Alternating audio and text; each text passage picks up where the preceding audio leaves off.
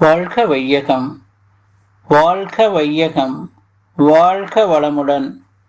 அருளாசன் அருள் தந்தை வேதாத்திரி மகரிஷி அவர்களும் இறைநிலையும் என்னுள் சுக்குமமாக எழுந்தருளி 3/5/2024 வெள்ளிக்கிழமை இன்றைய நாள்காட்டி வரிகளுக்கான கவிவரிகளையும் அதற்கான விளக்கத்தையும் சிறப்பிக்க வேண்டுமாய் சங்கல்பம் மேற்கொள்கிறேன்.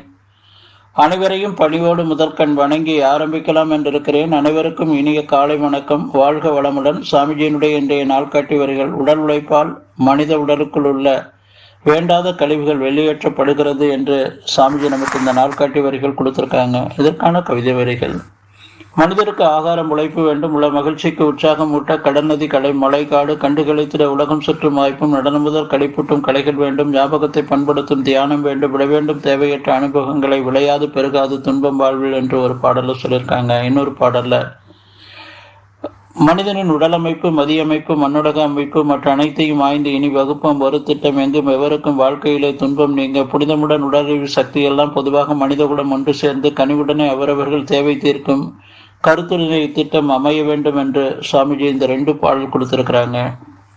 ஒவ்வொரு காலகட்டத்திலையும் இந்த 2000 ஆண்டுகளுக்கு முன்பிருந்து பார்த்தீங்கன்னா உலக மக்களுக்கு இந்த உடல்ல இருக்கக்கூடிய கழிவுகளை நீக்குவதற்கான அந்த உடல் உழைப்பு என்பது தொண்டு தொட்டு இருந்து கொண்டே இருந்தது. அந்த காலகட்டங்களில் ஒரு நூற்றாண்டுகள்லையும் ஒரு மகான்கள் தோன்றி மனித குலத்திற்கு உடலை அவங்க நலமாக வைத்துக் கொள்வதற்கான சிறப்பான ஒரு விளக்கங்களையும் அதற்கான ஒரு வழிமுறைகளையும் வகுத்து கொடுத்து அதை அவங்க மக்கள் பின்பற்றி வாழ்ந்து கொண்டு அனைவரும் நலமோடு வாழ்ந்தாங்க. அப்படியே காலப்போக்கில் மக்கள் எல்லாம் விஞ்ஞான வளர்ச்சி உச்சத்தை தொட்டு கொண்டு இருக்கக்கூடிய அந்த காலகட்டங்களில் அனைத்து துறைகளிலுமே இன்றைக்கு உழைப்பு குறைஞ்சிருச்சு. விவசாயத்திலையும் சரி, வியாபாரத்திலையும் சரி, கைத்தொழில் செய்யக்கூடிய அனைத்து மக்களிடமும் சரி, உடல் உழைப்பு என்பது சுத்தமும் குறைஞ்சிருச்சு. விஞ்ஞான கருவிகளை கொண்டு பயன்படுத்தி வாழக்கூடிய அந்த முறை இன்றைக்கு எல்லா துறைகள்லையும், இல்லத்திலையும் சரி, விவசாயத்திலையும், அதே போல வியாபாரத்துறையிலையும், கைத்தொழில் செய்யக்கூடிய அந்த துறையிலையும் இன்றைக்கு கருவிகள், விஞ்ஞான கருவிகள் வானலாக உயர்ந்து மனித உடல் உழைப்பு என்பதே இல்லாம அவர்கள் அனைவரும் அந்த விஞ்ஞான கருவிகளை கொண்டு பயன்படுத்தி வாழக்கூடிய ஒரு வாழ்க்கை என்பது இருக்கு. சென்ற நூற்றாண்டிலும் இந்த நூற்றாண்டு மகானாக தோன்றியவர் வேதாத்திரி மகரிஷி. அவர் நமக்கு இந்த உடலை உயிர மனத அறிவை எளிய முறையில தினந்தோறும் நாம தூய்மை செய்து கொண்டு இறையத்த தன்மையில வாழக்கூடிய அந்த தெய்வீக வாழ்க்கைய நமக்கு அமைத்து கொடுத்திருக்கிறாங்க. ஒரு சில உதாரணங்கள் பார்ப்பாங்க. விவசாயி, மண்ணு, மனிதர்கள், மாடு, இந்த 3ஐ பயன்படுத்தி கடுமையாக காலையில 3 மணிலிருந்து மாலை ஒரு 7:30 மணி வரையிலும் 8 மணி வரையிலும் அவர்களுடைய உழைப்பே உடற்பயிற்சியாக இருந்தது. விவசாயத்துல மாடுகள் எல்லாம் பயன்படுத்துவாங்க. அந்த மாட்டு கழிவுகள், அதே போல அந்த விவசாய நிலங்களை சுற்றி மரங்கள் இருக்கும்.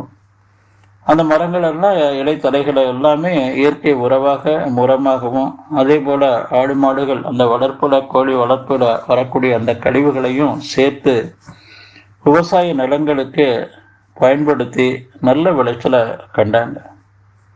இன்றைக்கு மோட்டார் பம்ப் செட் எல்லாம் வந்துருச்சு. நீர்மூழ்கி மோட்ரு, ஓப்பன்ல வைக்கக்கூடிய மோட்டரெல்லாம் வந்துருச்சு. சுவிட்சு தட்டினா விவசாய நிலங்களுக்கு நீர் பாயுது. அன்றைக்கெல்லாம் கவலை ஏற்றம்னு ஒரு ஏற்றம் இருக்கும்.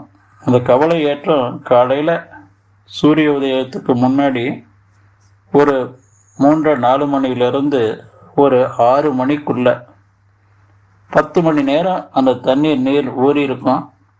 அதை கவலை ஏற்றம்னு சொல்லக்கூடிய அந்த பரிமூடமாக தண்ணீரை இறைத்து விவசாயம் செய்து கொண்டு இருந்த காலம்.